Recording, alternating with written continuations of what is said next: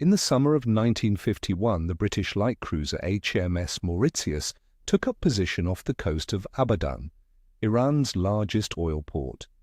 The warship was there to enforce a blockade. No tanker carrying Iranian oil would be allowed to pass. The man the British wanted to break was Mohammad Mossadegh, Iran's newly elected Prime Minister, a 69-year-old Swiss-educated lawyer who wept openly during parliamentary speeches, occasionally governed from his bed in pyjamas, and had just done something that made him the most dangerous man in the Middle East. He had nationalized Iran's oil. His reasoning was hard to argue with. The Anglo-Iranian Oil Company, controlled by the British government, had been extracting Iranian oil for over 40 years. In 1950, the company posted its largest ever profit, $40 million. Of that, Iran received $16 million in royalties and taxes combined. Britain took $36 million. The British government collected more in corporate tax from Iranian oil than Iran received for owning the ground it came from. When word reached Tehran in late 1950 that the American-owned Arabian American Oil Company had agreed to split profits with Saudi Arabia on a 50-50 basis, the insult crystallized. Iran asked for the same deal. The British Foreign Office refused.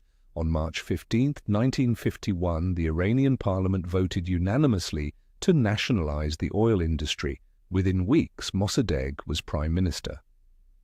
Britain's response was swift and total. They withdrew every technician from the Abadan refinery, which effectively shut it down, since the British had never trained Iranians to operate it. They froze Iran's hard currency accounts in British banks.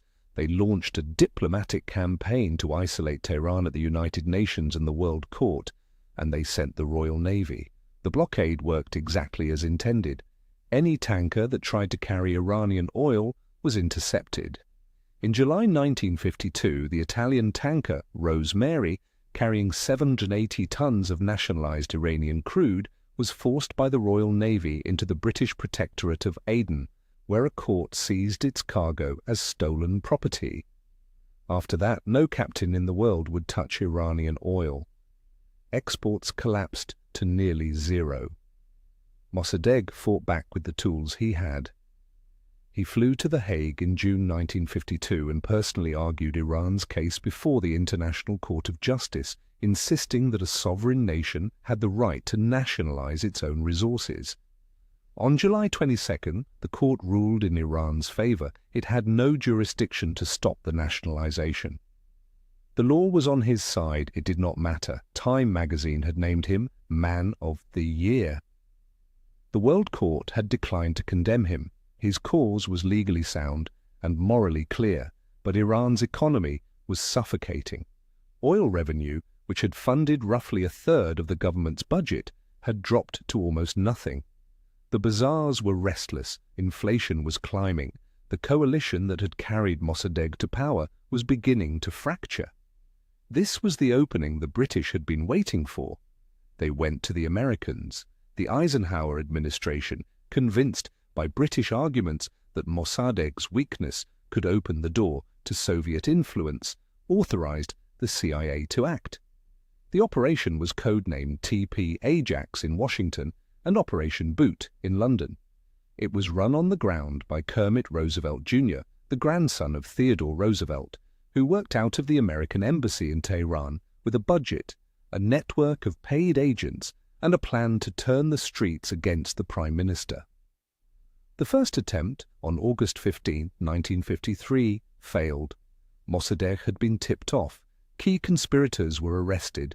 The Shah, who had signed the order to dismiss Mossadegh, fled the country. Roosevelt was ordered to abort. He refused. 4 days later, on August 19th, paid mobs flooded the streets of Tehran.